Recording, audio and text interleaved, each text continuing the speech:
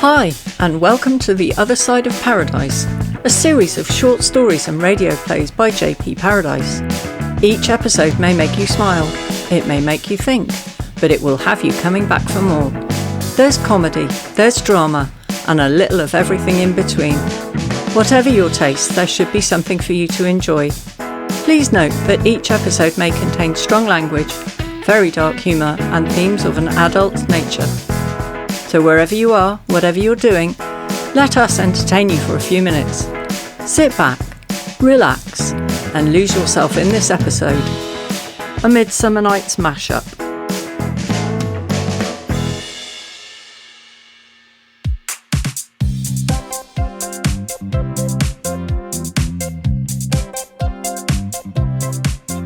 From Allo website, Athenian edition. Whilst the nuptial hour draws on apace for Duke Theseus and Hippolyta, bouncing Amazon and buskined mistress, it would appear that all is not well within the aristocratic circles of Athens. Rumours have been circulating of a love triangle between Hermia, daughter of Aegeus, and two rivals in the forms of Demetrius, favoured by the father, and Lysander. Whilst this is not unusual in itself, it would seem, according to our source within the royal household, that Aegeus begged the Duke for the ancient privilege of Athens. Now, what is this privilege, I hear you ask? Well, a quick trawl through the many statutes reveals that a father may force his daughter to marry the man of his choice or have her put to death if she refuses. Shocked? We certainly are. Fortunately, it appears that the Duke is a more rational man and decreed that Hermia either submit to her father's wishes or abjure forever the society of men and endure the livery of a nun for the rest of her life. Harsh. We think so. But still a better alternative than putting one's own daughter to death. Now, if you think that is the end of the matter, think again. During the Duke's interrogation of the young men concerned, it would seem that Demetrius has form in the love game, having already broken the heart of Helena, Nidar's daughter. Having shifted his affections elsewhere, he leaves this poor girl bereft and pining for his absent love. What of Lysander? Well, he hath bewitched the bosom of Hermia, and they are both passionately devoted to each other. This reporter, lurking in a gossip's bowl, believes that this can only end badly and that love's labour's lost. Should the ancient privilege of Athens be revoked, text yes or no to Act 010145. Normal charges apply.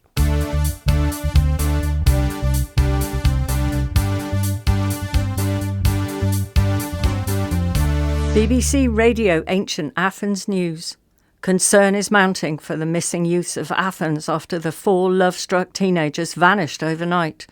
Police are searching the woods a mile without the town for Hermia, Lysander, Demetrius and Helena. Philostrate, Master of Revels, requests that any information about the wayward teenagers be forwarded to the police. "Thou shalt know the man by the Athenian garments he hath on," he said in an unfamiliar voice during a press conference. When pressed for clarity on the matter, he seemed to become confused. "About the wood go swifter than the wind, and Helena of Athens look thou find." This was presumably a plea for locals to search for the missing youths.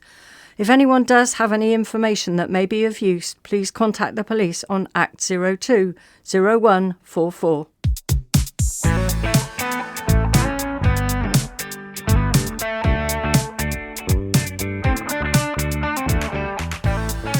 From the Athens Gazette and Herald, the most lamentable comedy and most cruel death of Pyramus and Thisbe, preview. Every man's name which is thought fit through all Athens to play in the interlude before the Duke and Duchess on his wedding day at night feature in this classic piece. Director Peter Quince has set himself the onerous task of entertaining the royal household during the wedding feast with a contemporary take on his play from antiquity.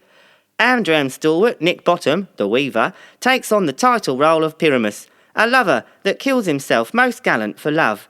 Francis Flute, the bellows mender, plays opposite Bottom as Thisbe, the lady that Pyramus must love, though we understand that there was some reluctance on behalf of Flute to take the part, for he has a beard coming. Robin Starveling, the tailor, takes on the equally challenging role of Thisbe's mother, whilst Tom Snout, the tinker, provides support in the shape of Pyramus' father. Not content with merely directing, Quince also takes the mantle of Thisbe's father. If you are wondering whether Snug the Joiner, an audience favourite at the Odeon of Herodes Atticus, has been left out, then fear not, for he will play the lion's part. Rehearsals are being undertaken in secret, for, as Quince says, if they meet in the city they shall be dogged with company and their devices known. One performance and by invitation only.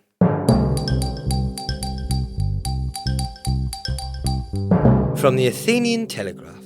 All's well that ends well. Missing youths found. Athens search and rescue teams have been stood down after the missing quartet of Hermia, Lysander, Demetrius and Helena, old Neda's daughter, are found safe and well. The missing teenagers were discovered by Theseus whilst out hunting with Hippolyta and Aegeus. None of the youths can recall exactly how they came to be where they were and how they came to be together, for each swears that they had separated from their partner during the night, becoming hopelessly lost. There is some speculation that some or all of the party may have been drugged. What is interesting to note is that the previous judgment handed down on Hermia by the Duke appears to have been lifted, and grudgingly accepted by Aegeus, due to Demetrius' shifting his affections back to his former lover, Helena. Once police have debriefed the four to determine whether the whole affair was much ado about nothing, in the temple by and by, with the Duke and Hippolyta, these couples shall be eternally knit. Several questions have been raised about the search for the missing youths. It has been noted that despite the Duke's hounds being bred out of the Spartan kind, whilst out hunting they seemed to miss 4 young adults huddled together in a wood, which does question their scent-tracking abilities. This has led to some wags suggesting that Theseus's hounds are all bark and no bite. Tongues have also been wagging as to Aegeus's perceived lack of paternal care towards his daughter, for not only requesting the Duke's permission to have her put to death for disobedience, but also for going hunting whilst his only daughter was known to be missing.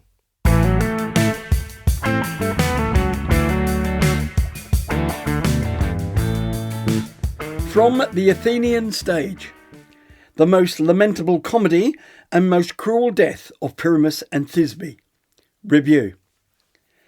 Peter Quince's one-off production, performed by the hard-handed men that work in Athens, seemed to have a title most apt, for it was indeed lamentable, and was certainly a comedy, although for all the wrong reasons.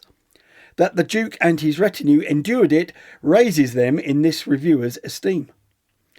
Quince himself, departing from the published script, gave a rambling prologue outlining the forthcoming performance in such detail one was left wondering why the other actors had bothered to turn up.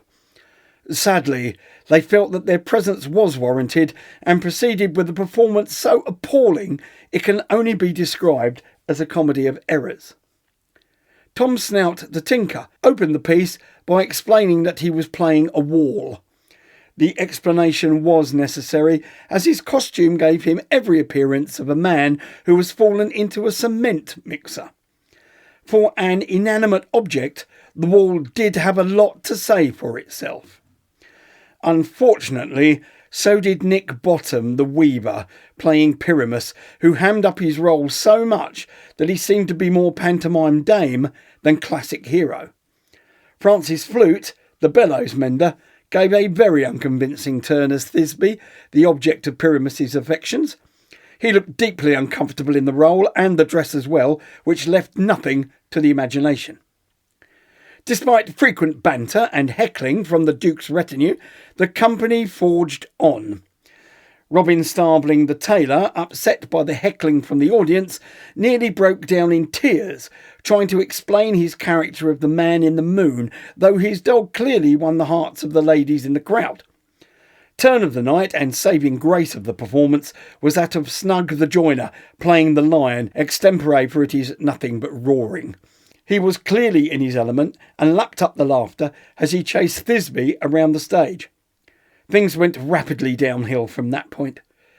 Pyramus's death scene went on and on and on until it appeared that the Duke himself was tempted to get up on stage and finish the job off. Fortunately, Thisbe, who upon discovering Pyramus's body and being unable to face life without him, decided to do the decent thing and dispatched herself quickly, thus winning the loudest and most deserved applause of the evening.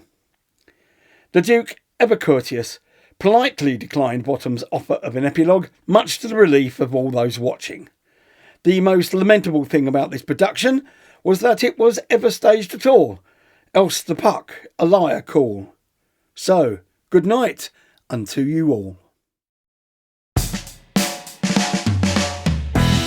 That was A Midsummer Night's Mashup by J.P. Paradise, inspired by and including quotes from A Midsummer Night's Dream by William Shakespeare. The Allo website, Athenian edition, was read by Jessica Bone. BBC Radio Ancient Athens was read by Midge Espy. The Athens Gazette and Herald was read by Adam Sturges. The Athenian Telegraph was read by Oli Beech. And the Athenian Stage was read by Ian Diddams. It was recorded at Westbury Road Studio by J.P. Paradise. All production, music and editing by Alex Brunsdon. This episode is a The Other Side of Paradise production 2026. All copyright held by the author. If you enjoyed this episode, why not like and subscribe to receive notifications about new episodes, available wherever you get your podcasts. If you really enjoyed it, why not give us a review and share the podcast with your friends, family, and complete strangers? And most of all, thank you for listening.